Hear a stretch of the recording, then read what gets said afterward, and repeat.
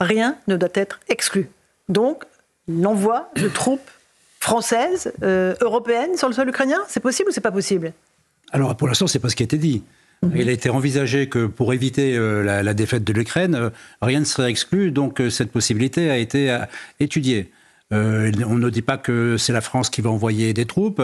Lorsque le président Macron est interrogé sur le fait que est-ce que lui est favorable, parce que là il est en quelque sorte secrétaire d'une réunion, il exprime la vision globale de la réunion, il dit ambiguïté stratégique, il faut laisser les Russes dans le doute, ça fait partie du rapport de force que je veux installer. L'ambiguïté stratégique, c'est dire on entretient les Russes dans le doute qu'on pourrait envoyer des soldats. Exactement. Ils sont dupes, vous croyez en tout cas, c'est le sens que l'on doit donner à cette phrase. Après, est-ce qu'elle est pertinente ou pas, c'est un autre sujet.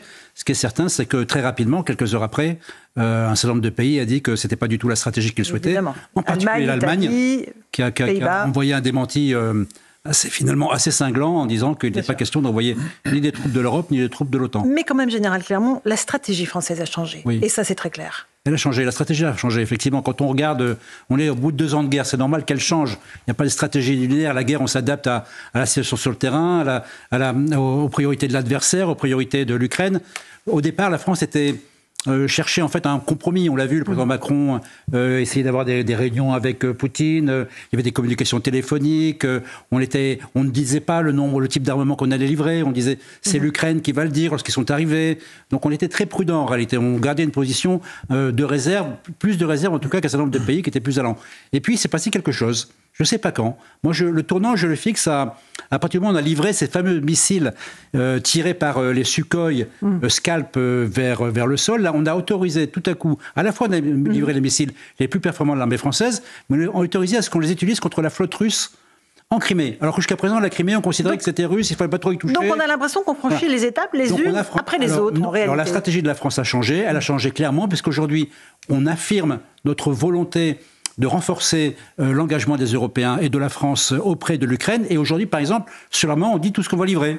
On a dit 3000 obus par mois, 40 scalps, des centaines de bombes guidées laser, encore des canons César. Donc on a changé de stratégie et effectivement on ne parle plus d'humiliation de la Russie, de garantie de sécurité à la Russie. Donc non, on dit rien n'est exclu. Où il y a moins de naïveté en tout cas vis-à-vis de la Russie. Il faut éviter d'être naïf face à Vladimir Poutine. Vincent Hervouet, quand vous entendez Emmanuel Macron, vous comprenez l'inquiétude qui saisit les Français, ceux qui ont connu la guerre d'abord, et puis tous les autres qui se disent est-ce qu'on est en train de franchir une étape ou pas? Ça, c'est évident que la guerre, c'est pas un match de boxe dans les sous-sols de l'Élysée.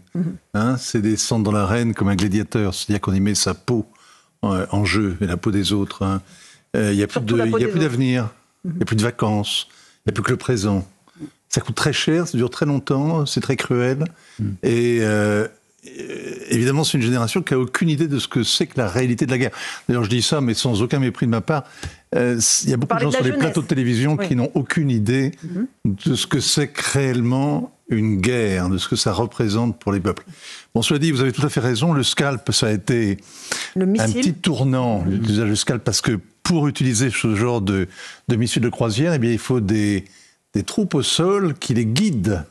C'est-à-dire que la France a donné des Scalps, mais a voulu garder le contrôle quand même de leur usage. Donc, on a envoyé du personnel sur le terrain. Ça, c'est un premier tournant. Et d'une manière qui a été parfaitement avouée hier par le chancelier Scholz pour justifier le fait que l'Allemagne, elle, ne livrerait pas ce genre de missiles. La deuxième chose, c'est que le grand tournant dont vous parlez, mon général, il me semble, le tournant stratégique, au regard de l'Élysée, c'est l'effacement simplement des Américains. Bien sûr. Les Européens ont assuré la survie de l'État ukrainien et le fonctionnement de l'État sur le plan économique. Les Américains assuraient la guerre, l'aspect militaire. Or, l'Amérique fait aujourd'hui faux bond. L'Amérique se met hors jeu parce que l'Amérique est en campagne et que le fantôme de Donald Trump grandit à l'horizon. Et donc, il y a un poste à prendre, un leadership à assumer. Et il me semble sans faire que c'est la stratégie d'Emmanuel Macron. C'est l'ambition qui habite aujourd'hui le chef de l'État français, d'être celui qui donne... Le leader sur la scène européenne, voire mondiale. Voilà, le plus belliciste. Bon, est-ce que... Celui qui rappelle les principes, celui qui explique à tout le monde que Voilà, oui, la guerre est devant. Général Clermont, rapidement, après on Non, mais je suis d'accord avec cette analyse, avec aussi le fait que la France, et c'est à la fois, ça la différencie et puis ça l'isole, est la seule puissance nucléaire des pays concernés. Alors avec la Grande-Bretagne, mais la seule puissance nucléaire totalement indépendante. On est 4e pays au rang mondial. On a 5800 ogives pour la Russie, 5200 pour les États-Unis, 410 pour la Chine, 290 pour la France. On n'en est pas là, évidemment. J'aimerais, tout à l'heure, dans le petit sommaire que j'ai fait, Vincent, j'ai évoqué Charles de Gaulle. Il avait fait une prise de parole en 61. On était en pleine guerre froide, au moment de la construction du mur de Berlin. Écoutez ce qu'il disait sur les soviets et sur le fait de reculer face à un ennemi qui est menaçant. Écoutez le général de Gaulle en 1961. Si tout cela a fait multiplier les actes hostiles des soviets, actes auxquels il faudrait répondre, on pourrait en venir à la guerre générale. Mais alors, c'est que les soviets l'auraient délibérément voulu. Et dans ce cas, tout recul préalable de l'Occident n'aurait servi qu'à l'affaiblir et à le diviser, et sans empêcher l'échéance à un certain point de menace de la part d'un impérialisme ambitieux, tout recul a pour effet de surexciter l'agresseur, de le pousser à redoubler sa pression et finalement facilite et hâte son assaut. Au total, actuellement, les puissances occidentales n'ont pas de meilleur moyen de servir la paix du monde que de rester droite et ferme.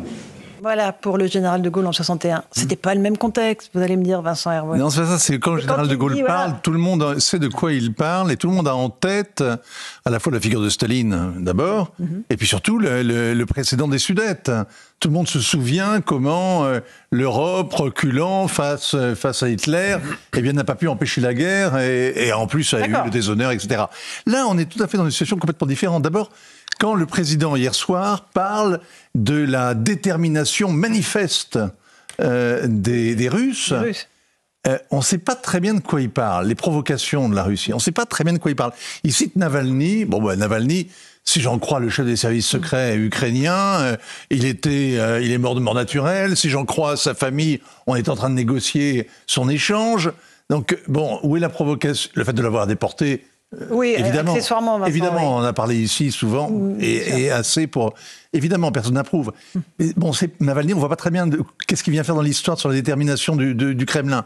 Et puis, si on parle de tout ce qu'on a appris hier dans la journée, on a appris des tas de choses qui nous étaient totalement inconnues, entre ce qu'a révélé le New York Times sur l'action de la CIA depuis 10 ans en Ukraine, ce qu'a révélé M. Zelensky lui-même sur ces plans d'état-major qui avaient été connus par le Kremlin avant même que l'offensive, la contre-offensive ait commencé, etc., etc.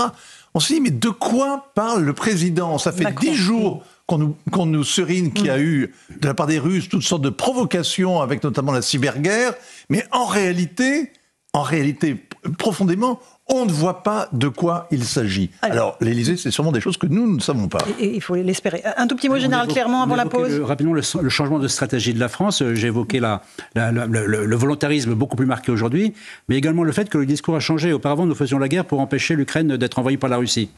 Aujourd'hui, nous faisons la guerre pour empêcher l'Ukraine d'être envahie par la Russie, et éventuellement, si les Russes arrivent à leur compte, pour se protéger d'une attaque russe. C'est ça, sur d'autres pays. On parle bien d'autres pays. D'autres pays se protègent. Le ministre l'a redit, la Russie, tout à l'heure, à l'Assemblée, la Russie ne s'arrêtera pas là. Elle ne s'arrêtera pas à l'Ukraine. Donc c'est un nouvel élément de motivation. Justifié ou pas, ça, on peut en débattre, mais en tout cas, c'est un changement de stratégie. Alors, un tout petit mot, Louis, avant la pause. Louis de Ragnel. La doctrine reste la même. C'est-à-dire que le ministre des Affaires étrangères, cet après-midi, a rappelé le principe de la non-belligérance. C'est-à-dire que même si c'est une définition qui est aujourd'hui est floue, parce que le concept de guerre, comme on connaissait avant, a beaucoup changé, mais donc la position de la France consiste à dire il n'y a pas de combattant français qui va arriver en première ligne, il n'y aura pas de fantassin qui va aller combattre les soldats russes. Et pour l'instant, quand on parle à l'Élysée, il nous explique que ça va être des missions de déminage, acheminement de plus de médecins, alors que c'est de l'aide à l'arrière, mais en aucun cas, pour l'instant en tout cas...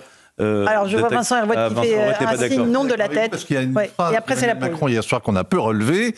Effectivement, on évoque l'envoi à la frontière de la Biélorussie d'éléments non offensifs, non militaires, par exemple des démineurs. Oui.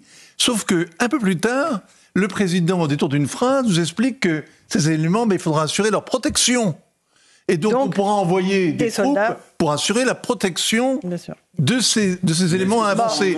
Allez, petite pause. On continue dans un instant. On ne rentre pas par la porte, on rentre par la fenêtre. L'idée, c'est d'y aller. J'entends. On va revenir sur ce qu'a dit le président Macron et puis aussi sur la déclinaison politique qui s'en est suivie aujourd'hui à l'Assemblée nationale avec le Premier ministre Gabriel Attal qui a ciblé le RN en dénonçant ses liens avec Vladimir Poutine. A tout de suite dans Punchline sur CNews et sur Europe 1.